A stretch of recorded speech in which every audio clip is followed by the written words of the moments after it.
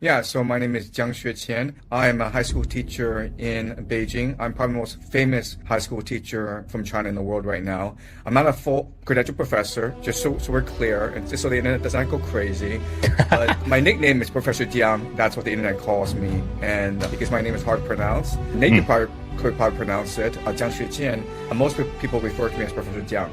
Right, so just to clarify, my third prediction is not that Iran would win the war. My third prediction is the United States would lose the war. Okay, and that's a that's fair. distinction. Yeah, no, it is, right. Because it's possible both the United States and Iran lose this war.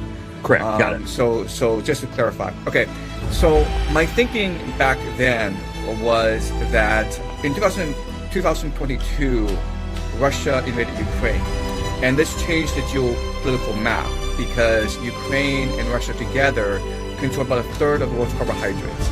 And if Putin were allowed to consolidate his gains in Ukraine, this would put tremendous pressure on global trade. And so there's a very famous theory called the McKenna thesis, McKenna-Hartland thesis. And this is what governs Anglo-American grand strategy in the world. So both Britain and America are primarily naval powers that control maritime choke points around the world. Right. Now, there's only one counter to naval supremacy, and that is to create something called the Eurasian heartland, which is that one power would emerge to unify Europe and Asia and create intercontinental trade, which would negate Britain and America's control over the seas. So there was always fear that either Russia or Germany or the Ottoman Empire would arise. And so the past 400 years, Anglo-American foreign policy has been to destabilize the Eurasian continent, primarily through the Middle East.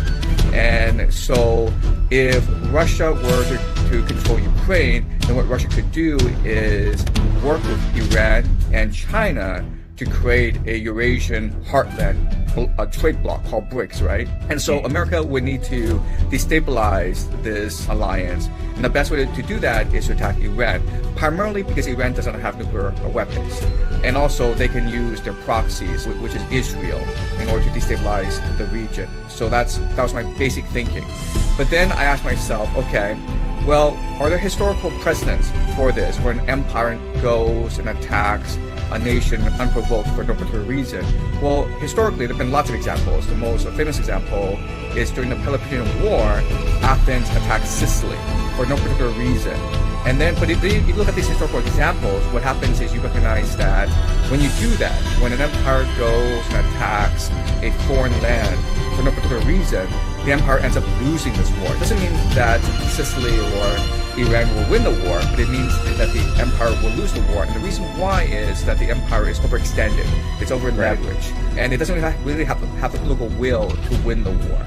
So just by studying some historical patterns, I came to the conclusion that America will probably lose this war, meaning that it would be forced to retreat from the Middle East. Well, I'm getting whiplash just from reading the news, right? Because every hour the news changes. It's either, we're going to have peace tomorrow, or they're sending ground troops tomorrow. So it's very confusing, and there's a lot of conflicting signals coming from the Trump White House. So for me, one big question I try to do is look at why this is happening. Because before the ceasefire, it seemed as though that the Americans and the Iranians were committed to total war. Trump himself said that he wanted to bomb the Iranians back to the Stone Age.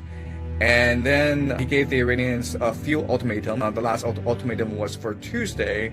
And then when the deadline came, he said that, okay, we're going to surrender to the Iranians. We're going to agree to the Iranian 10-point plan, and we're going to have negotiations in Pakistan. And then when the negotiations happened in Pakistan, J.D. Vance went and said, basically, when you have to do whatever we tell you, or we will start bombing you again. So this is all very confusing. And so I want to propose a theory to you as to why this is happening.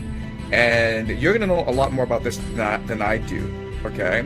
But I think that why this war has turned a radical turn, why peace negotiations have started in the first place, is something happened two weekends ago that the news media is covering up, that Trump is desperately trying to cover up, which is 2 weekends ago. Remember, this was the successful pilot rescue, right? Right. This F-15 got shot down near Esfahan, and one pilot was rescued, but the other pilot, the weapons operator, he climbed to a mountain ridge and then it was extracted successfully by a special forces operation. Okay, so that's what was reported to us by the Trump White House.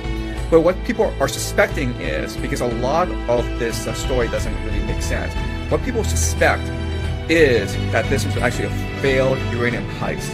A special forces operation was sent in to Esfahan to try to extract the uranium from that facility.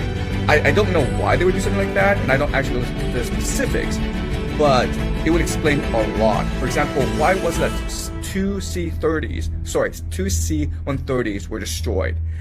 And then why is it that the pilots, we have absolutely no idea who they are, and why have not they talked to news media so far? Because if you go back to 2003, during Operation Iraqi Freedom, Jessica Lynch was captured by the Iraqis, and true, that was a big cover-up. And that was a big news story, and she was paraded in America. So this is very strange, okay? But what the Iranians are saying, and this is being reported by the Chinese news media, and so I know this for the Chinese news media. What they're saying, what the Iranians are saying is they have 50 Delta Force operators as hostages.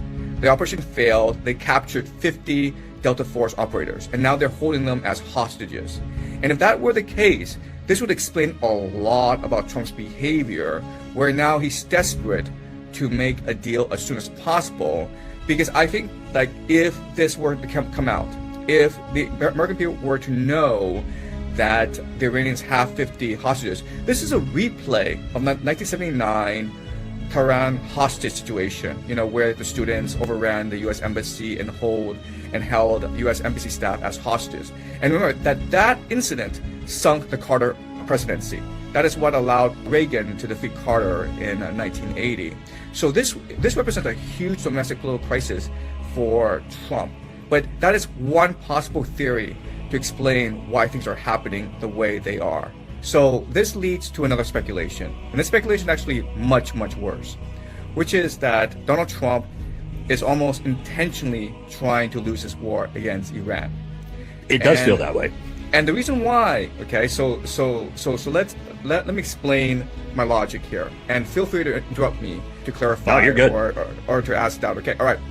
So Donald Trump has always had issues with the current global economy, where the two major pillars of the global economy are the GCC, which provides cheap energy to the world, and China, which provides manufacturing to the world. These are the two major pillars of the current global economy.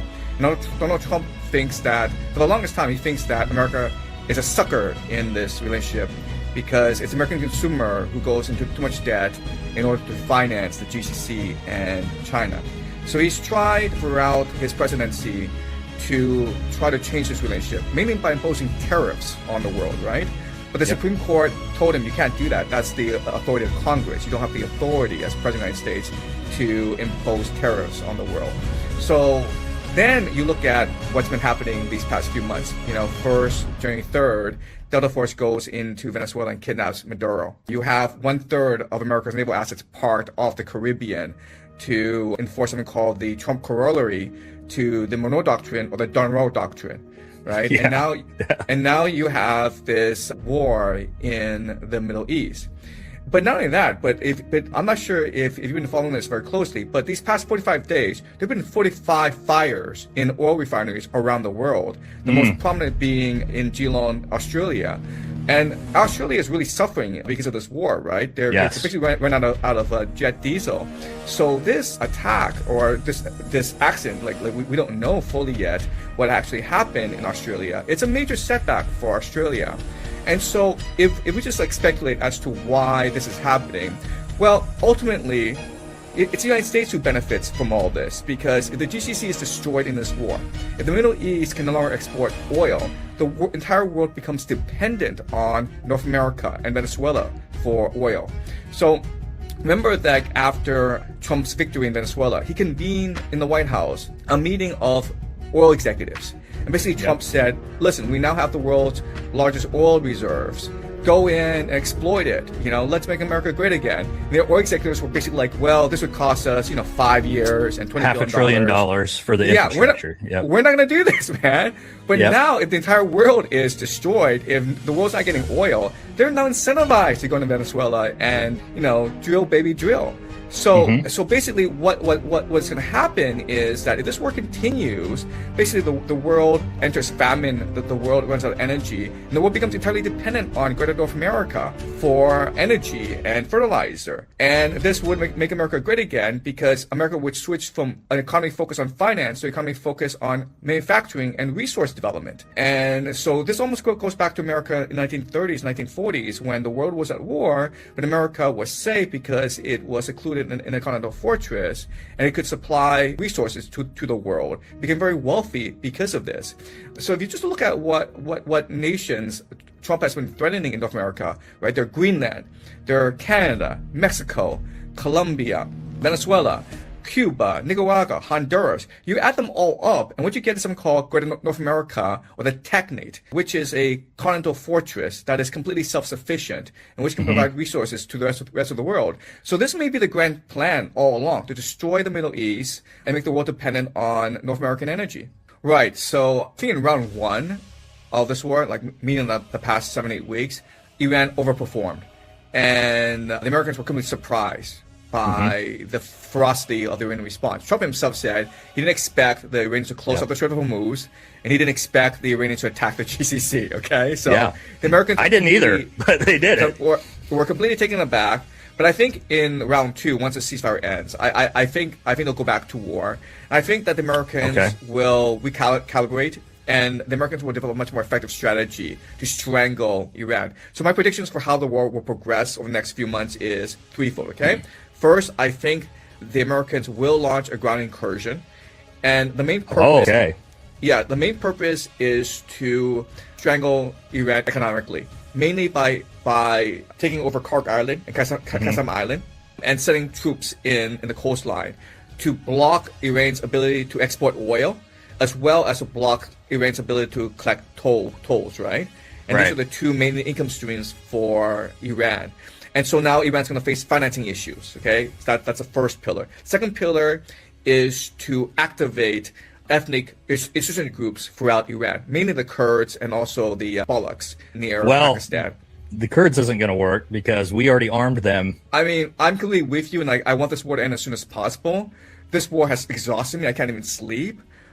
I'm doom scrolling every day. So me too. I want this thing to go away as soon as possible. And that's why at the beginning of our talk, I asked you about the possibility that Iran has 50 hostages of Delta Force, right? Because then that's an off-ramp where if the American people recognize that Iran has actually 50 hostages, then you'll have protests in the streets. Yeah. It will be like... But that's what you're saying there is why I'm telling you that's another reason why we know that's not a thing. It's because Iran would leverage that. Yeah. Well, and that is an off-ramp, right? Where both Democrats and Republicans would force Trump to negotiate a political settlement in order to free the hostages. That was an off-ramp.